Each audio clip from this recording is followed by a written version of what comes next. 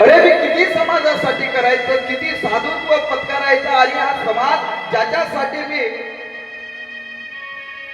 एवढा अट्टहास करतो आहे तो समाज मला अजूनही स्वीकारत नाही.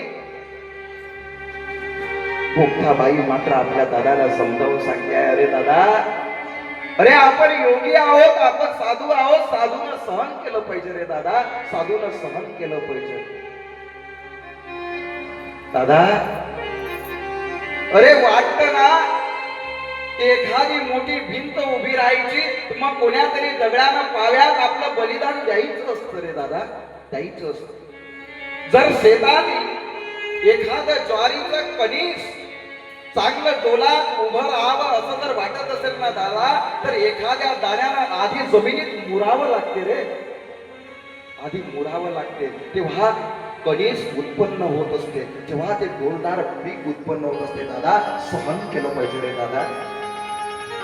दादा असं रागावरून नाही चालत रे दादा. अरे जेवताना जर दातात जीभ पकडली म्हणून काय कोण दात पडले दादा? नाही ना रे. जीभ दाताने चावली म्हणून काय कोणी बत्तीशी पाळली? अरे ते आपले आहे म्हणून सहन करायचं असते. हा समाज आपला आहे. कोणी आपल्याला चांगलं म्हणेल, कोणी वाईट म्हणेल, निंदा होईल, कुठे कुठे स्वीकारल्या जाईल, पण आपण सहन करायचं असते. कारण आपलं जगणं मरण हे आपल्यासाठी नाही आहे, आपण इतरांसाठी जगायला आलो आहे, आपण साधू म्हणून जगायला आलो आहे. बहिणा मुक्ताबाई आपल्या दादाला उपदेश करते आहे आणि सांगते आहे, दादा, अरे जीभ दाताने चावली म्हणून काय बत्तीशी पाडली? लोक हंता मागे सारा आणि पाठी उघडा ज्ञानेश्वरा. मंडळी, एवढं कठीण आहे साधूपण?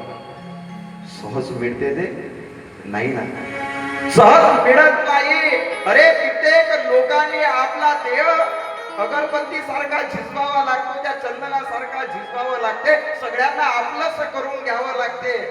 मनात मुलीचा किंचित भाव एक परक्याचा, हा दुसरा हा तिसरा नाही. संतांपाशी सगळे सारखे असतात आणि म्हणून खऱ्या अर्थात ते संत असतात. आणि अशा संतांच्या मागे आम्ही लागलो पाहिजे, जावे त्यांच्या मागे मागे. आणि संत गरजून यासाठी कोणाच्या मागे